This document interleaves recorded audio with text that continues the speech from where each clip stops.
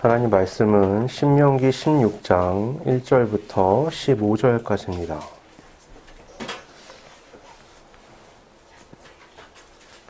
신명기 16장 1절부터 15절까지입니다.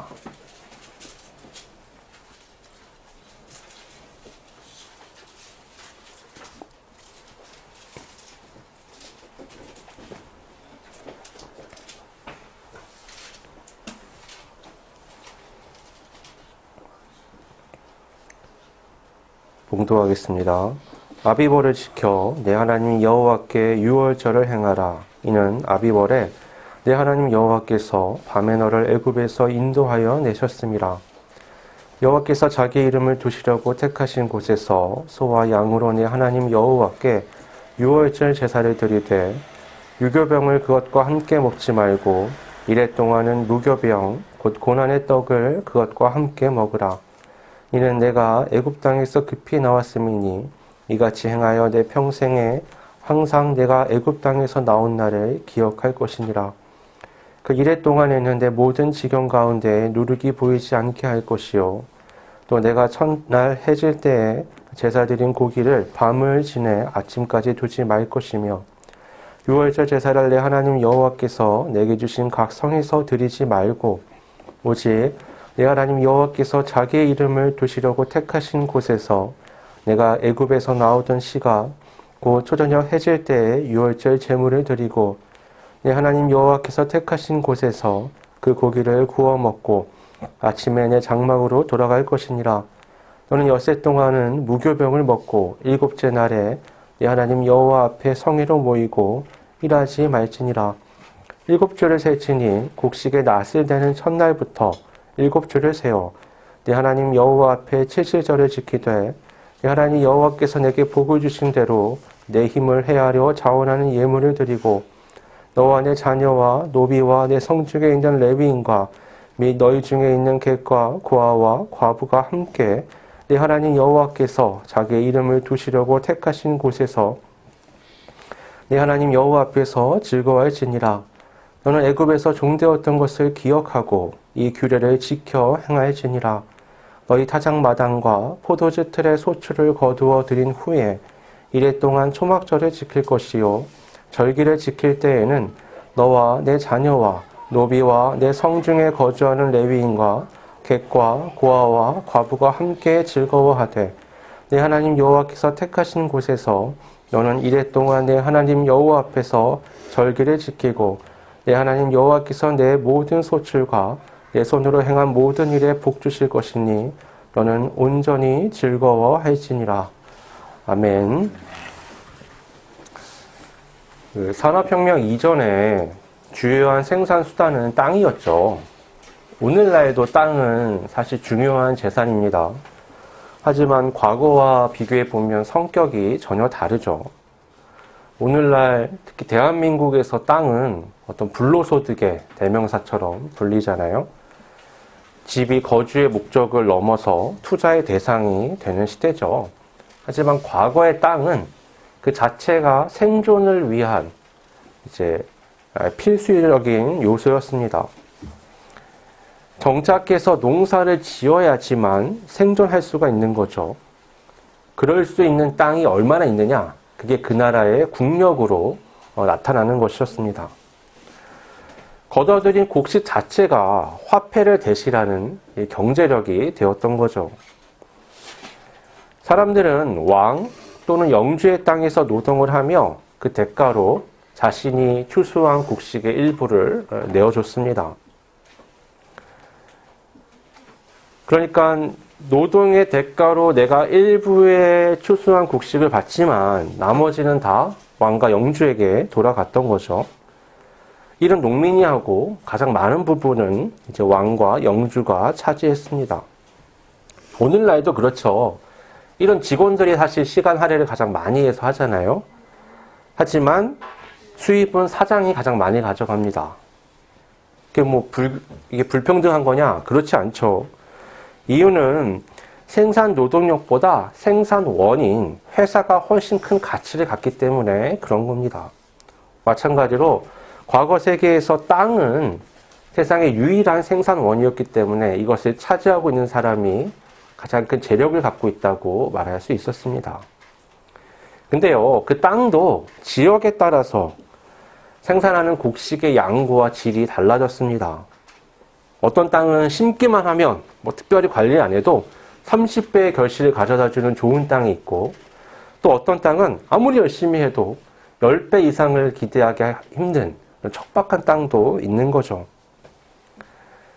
그것도 정상적인 환경에서나 가능한 겁니다. 홍수가 나거나 너무 가물거나 그래버리면 1년 농사를 다 망치게 되죠. 또 적군이 쳐들어와서 내 밭과 논을 망치거나 아니면 추수할 때 그것을 빼앗아가 버리면 그것도 1년 농사를 망치는 겁니다. 아무리 노력해도요, 내가 어떻게 할 수 없는 영역이 있다는 걸 사람들이 이 농사를 지으면서 알게 되는 거죠. 그래서 신을 찾기 시작했습니다. 그 대표적인 우상이 바알이죠. 바알은 이 가나안 땅의 사람들이 섬기던 이 농경 사회에서의 신이었죠. 바알은 자연 현상을 관장했는데 특히 구름의 신, 바람의 신 이렇게 불렸습니다. 그러니까 구름을 어디서 몰고 와가지고 그 땅에 비를 내려주는 거죠.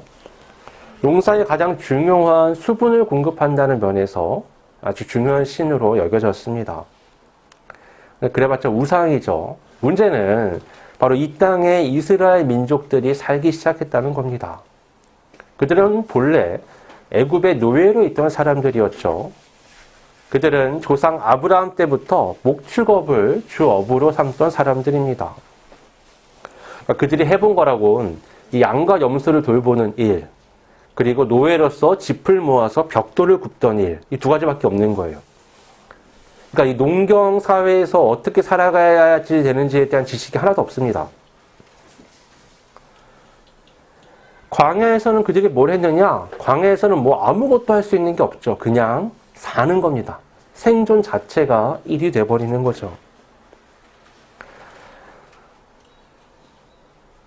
그들이 광야에서 40년 동안 생존할 수 있었던 이유는 그것은 전적으로 하나님의 은혜 때문입니다.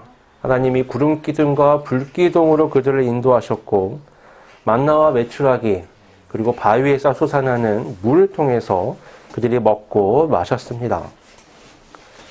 그들의 옷과 신은 헤어지지 않았죠. 그 모든 것이 하나님의 보호하심 또 인도하심의 결과였습니다. 그런데 가나안 땅은 그들이 이제까지 경험해보지 못한 삶의 환경을 그들에게 가져다 준 거죠. 그들은 처음으로 정착하게 되었고 땅을 소유하게 되었고 농사를 짓게 되었습니다. 그토록 바라던 삶에 안정이 생겨난 거죠. 그러나 그런 환경이 마냥 좋은 것만은 아니었습니다. 신명기의 이 말씀은 가나안 땅에 들어가기 전에 농경사회로의 전환을 앞두고 있는 이스라엘에게 반드시 기억해야 할 것이 무엇이냐, 이걸 하나님께서 강조해서 말씀하신 겁니다. 오늘 본문에는 세 가지 절기가 나옵니다. 하나는 유월절, 하나는 칠칠절, 하나는 초막절입니다. 유월절이 뭐죠? 애굽 땅에서 10번째 재앙이 내렸을 때, 10번째 재앙이라 하면 그 땅의 첫째 난 모든 것이 죽는 겁니다. 사람뿐만이 아니라 동물들까지도 말이죠. 하나님의 사자가 그 땅을 그렇게 심판할 때에 어린 양의 피를 문설주에 바른 집들만은 넘어갔습니다. 6월이 넘어가다는 뜻이거든요. 그래서 그날을 기념하여 6월절을 지키는 겁니다. 그날의 애굽 땅에는요, 곡소리가 끊이질 않았습니다. 근데 왜 이걸 그럼 이스라엘이 지켜야 되느냐? 이스라엘에게 그날은 구원의 날이었기 때문이죠. 그날 그토록 강경하게 고집을 피우던 바로가 항복을 했고 애굽 사람들이 자청해서 이스라엘 사람들을 내보내준 하나님의 놀라운 구원이 완성되었던 날이었기 때문입니다. 칠칠절은요, 이 6월절이 끝난 다음 초실절 이후, 그러니까 6월절이 지나고 안식일이 지난 다음 날이 초실절인데 이날로부터 해서 49일이 지난 날을 의미하는 겁니다. 이 칠칠절 날 모세가 시내산에서 하나님 앞에 나아갔던 날이라고 여겨집니다. 이 산에서 모세가 원래는 혼자 하나님 앞에 부름을 받았었는데 이제는 이스라엘 백성을 이끌고 함께 하나님 앞에 나아갔던 때죠. 그때를 기념해서 이 칠칠절을 지키는 겁니다. 초막절은 이스라엘이 광야에서 40년 동안 텐트를 치고 살던 것을 기억하는 겁니다. 농사가 마친 다음에 광야로 나가서 텐트 치고 일주일 동안 살면서 하나님이 우리 조상들을 어떻게 인도하셨는가 그걸 한번 생각해 보는 거죠. 출애굽을 기억하기 위한 이 세 절기, 유월절, 칠칠절, 초막절은 모두 가나안 땅에서 살아가는 이스라엘 민족에게 그들의 농경 문화와 밀접하게 연결되어 있었습니다. 유월절이 지난 안식일 다음 날이 초실절입니다. 초실절은 전체 이스라엘의 첫 번째 열매를 하나님 앞에 드리는 거예요. 감사로. 북쪽 높은 지역에 있는 보리 추수를 한 것을 가지고 하나님 앞에 나아갔었는데요. 그렇게 해서 첫 추수의 시작을 하나님 앞에 감사하며 시작하는 거죠. 칠실절은 뭐냐? 그때부터는 본격적으로 전 국토에 있는 모든 사람의 추수가 시작되는 거예요. 개인적으로 말이죠. 그때 시작을 알리는 곡식이 뭐냐? 밀 추수입니다. 그래서 초실절에는 보리를 하나님께 드리고 이때는 밀을 주로 해서 곡식과 과일들을 하나님 앞에 드립니다. 초막절은 수장절이라는 거 붙어 있어요. 수장절은 뭐냐? 이게 저장한다는 겁니다. 곡식을 마치고서 창고에 모든 곡식을 넣어놓는 걸, 이걸 수장절이라고 해요. 그러니까 하나님은 출애굽의 절기들과 농사와 관련된 절기들을 완전히 일치시켜서 지키게끔 만드신 거죠. 여러분 9절을 보면 뭐라고 되어 있죠? 7주를 셀지니 곡식의 낫을 내는 첫날부터 7주를 세어. 그리고 15절을 보시면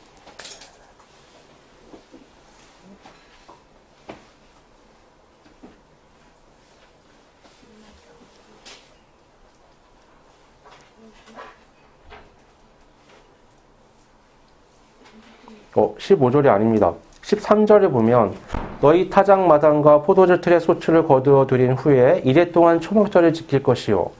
이렇게 다 농경사회와 밀접하게 연관이 있다라는 걸 말씀하시고요. 또 1절은 뭐죠? 시작부터 출애굽을 기억해야 돼. 이렇게 말씀을 하면서 시작을 하잖아요. 그리고 12절에 보시면 너는 애굽에서 종되었던 것을 기억하고 이 규례를 지켜 행할지니라. 그러니까 이게 뭔가 출애굽에 대한 것을 기억해라 라는 것과 농경사회의 사이클과 밀접하게 붙여서 하나님이 우리에게 말씀하고 계신 겁니다. 정확히는 이스라엘 백성들에게 말씀하고 계신 거죠. 여러분 이 말씀을 들은 이스라엘이 후에 가나안 땅에 들어가게 되죠. 그들은 농사 문화 속으로 갑자기 깊게 들어간 겁니다. 그런데 하나님이 그 농사의 순간순간마다 중요할 때마다 이스라엘의 눈을 그 환경에서 벗어나서 출애굽을 하던 때로 돌리시는 거예요. 자꾸. 이것은 아주 의도적인 거죠. 첫 추수 때에는 유월절을 생각하게 하고 본격적인 추수가 시작될 때는 칠실절을 생각하게 하고 추수를 마쳤을 때는 초막절을 통해서 출애굽을 생각하게 하는 겁니다. 그건 뭐냐? 야, 너네 정체성 여기 이 땅에 있는 게 아니야. 가나안 땅 그 안에 농경사회 그 문화에 있는 게 아니야. 너희들의 정체성은 출애굽에 있는 거야. 그날을 기억해라고 말씀하는 겁니다. 이스라엘의 정체성은요, 가나안 땅에 있지 않습니다. 그들의 정체성은 농사에 있지 않습니다. 그들의 정체성은 하나님의 구원 역사에 있습니다. 그들은 노예였죠. 그들은 집도 없었고요. 땅도 없었고 소출도 없었습니다. 한마디로 그들에게는 미래가 없었어요. 그럼 그들이 오직 하나님의 은혜로 구원을 받았습니다. 그들이 지금 집에 머물며 농사를 짓고 뿌리를 내려서 살아갈 수 있는 것은 하나님께서 그들을 애굽에서 인도해서 이곳까지 이르게 하셨기 때문이죠. 그들은요, 그들이 땀을 흘리고 노력해서 얻은 결실이 자신의 온전한 노력과 고생으로 이루어진 것이라고 생각할 겁니다. 하지만 그렇게 생각해서는 안 된다는 거예요. 그건 너무 좁은 시각이죠. 그들의 오드는 어제의 하나님의 구원 역사가 있었기 때문에 가능한 겁니다. 오늘날은요, 사람들이 농사를 짓지 않죠. 그러나 일을 하는 모든 사람은 수입이 있습니다. 누군가는 회사도 종류가 많죠. 사무직, 어떤 무역업, 어떤 교육직, 여러 가지가 있습니다. 또 누구는 장사를 하고 사업을 하고, 누군가는 운송을 하면서 수입을 벌 수 있죠. 우리는요, 우리의 노력으로 합당한 수입을 얻는다고 여기지만 사실은 그렇지 않습니다. 여러분, 과거를 떠올려 보세요. 나라를 빼앗겼을 때, 전쟁으로 모든 것이 폐허가 되었을 때, 그때는요, 우리가 어떤 노력도 적당한 보상을 받을 수가 없는 겁니다. 노력 이전에요, 우리에게 주어진 환경이 있기 때문에, 그 혜택이 있기 때문에 우리에게 이런 결과가 생길 수 있는 거죠. 도로가 없으면 어떻게 차가 달릴까요? 비포장 도로를 달리면 되지. 여러분, 비포장 도로를 달리는 것과 고속도로를 달리는 건 차원이 다른 문제입니다.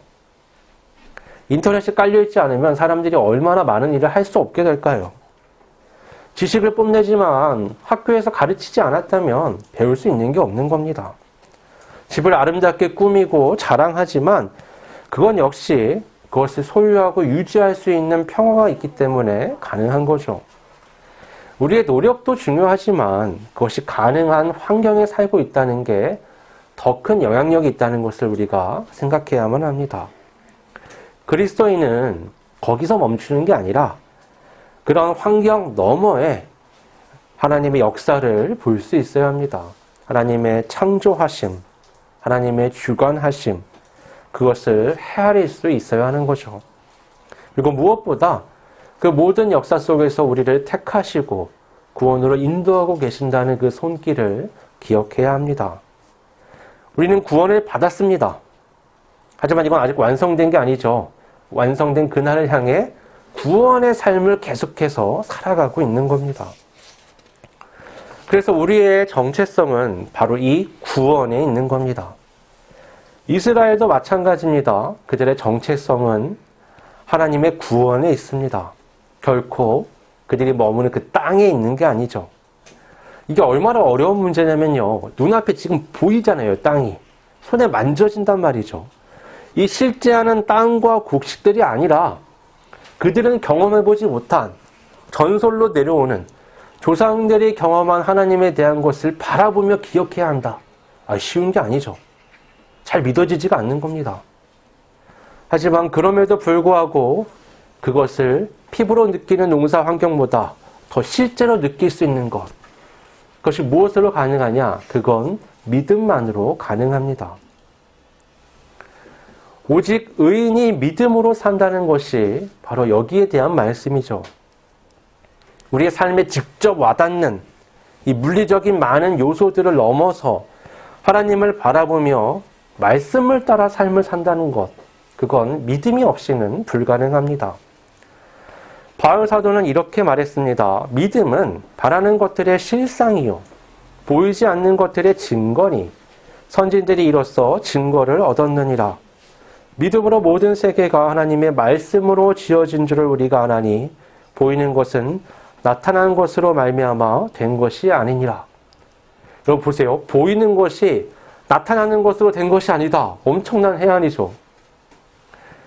또 뭐라고 얘기하죠? 보이는 것 너머를 볼 수 있는 것, 진리를 바라보는 것, 그게 믿음이다라고 말하는 겁니다. 굉장히 뛰어난 생각이죠. 여러분, SNS를 너무 열심히 하지 마세요. 거기 거짓 뉴스가 너무 많아요. 가짜 뉴스가. 미국에서 한동안 뭐가 유행했냐면 지구가 네모나다. 네, 초등학생도 지금 웃잖아요. 지구가 네모나다라는 게 정말 사실로 굉장히 유명인 학자까지도 자기들이 믿는 거예요. 이게 여러분 잘못된 믿음도 그렇게 강력한 힘을 갖고 있어 사람을 이상한 데로 몰아가잖아요. 그러니까 우리가 눈에 보이는 많은 것들 너머에 믿음이 작용한다는 걸 알아야 돼요. 여러분 믿음이 얼마나 강력하냐? 전기라는 거를 어떻게 만들어요? 본 적도 없는데. 믿음으로 만드는 겁니다. 하늘을 날 수 있다는 걸 어떻게 확신할 수 있죠? 믿음으로 해요. 믿음이라는 것이 사람을 움직이게 만드는 겁니다. 현실에 내가 만질 수 없지만 믿음이 있기 때문에 그것이 현실로 나오는 거죠. 그래서 믿음은 보이지 않는 것들의 실상인 겁니다.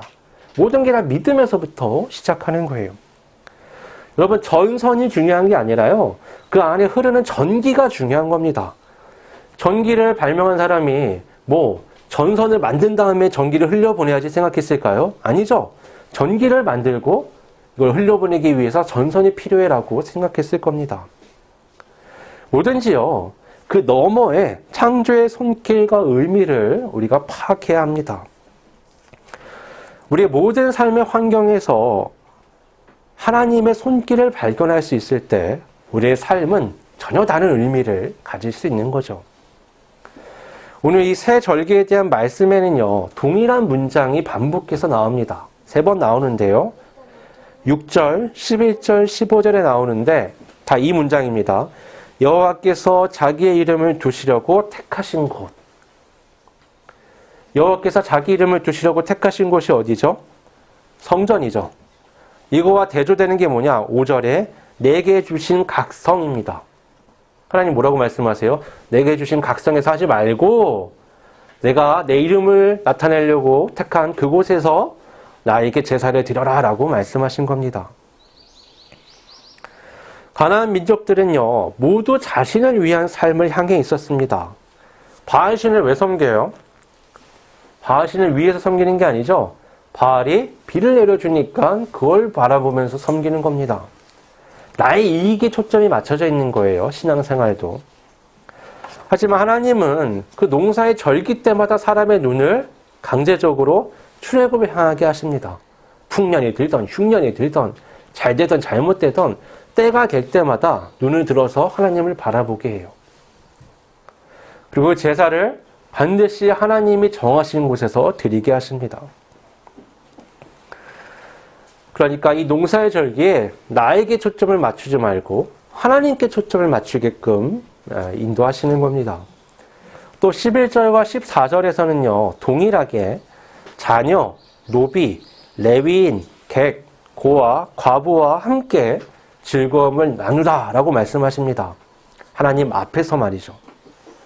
이 자녀, 노비, 레위인, 객, 고아, 과부, 이 사람들의 공통점이 뭘까요? 농경사회잖아요. 진짜 이 사람들은 땅을 소유할 수가 없어요. 이 사람들은 농사를 지어서 소출을 얻을 수 없는 겁니다. 아무 경제력이 없어요. 먹고 살기가 막막한 사람들이죠.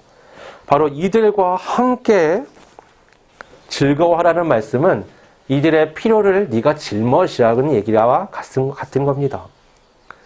소출을 얻은 사람은 자기 지역에 있는 소외된 사람들과 함께 하나님의 성전에 나오는 거예요.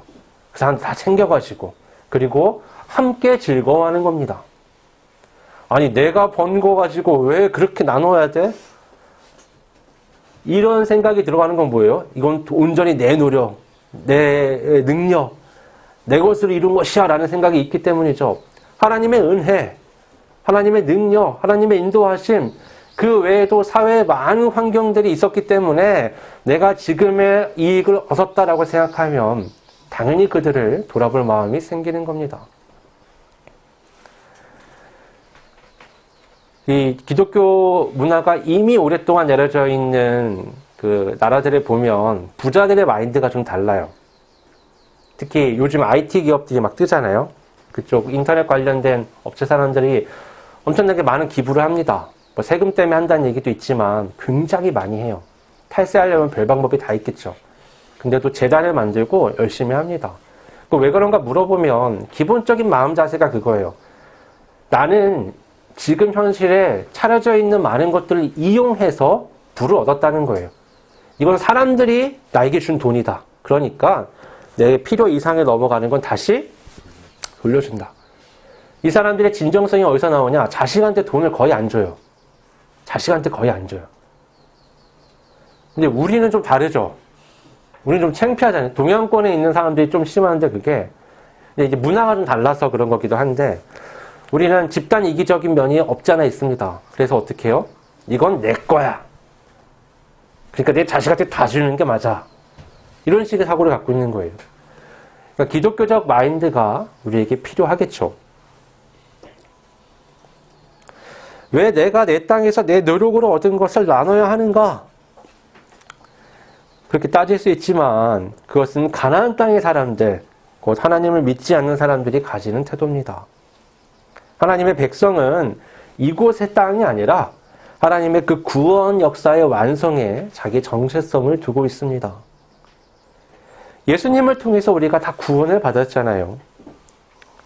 여러분, 하나님이 우리에게 말씀하시는 걸 잘 보세요. 하나님은 절대 우리에게 다른 사람의 죄를 짊어지고 십자가를 짊어지고 나아가라고 말씀하지 않으세요. 야, 네 옆에 있는 사람 십자가 지고 와. 이렇게 얘기 안 하신단 말이에요. 그건 주님만 가능한 거예요.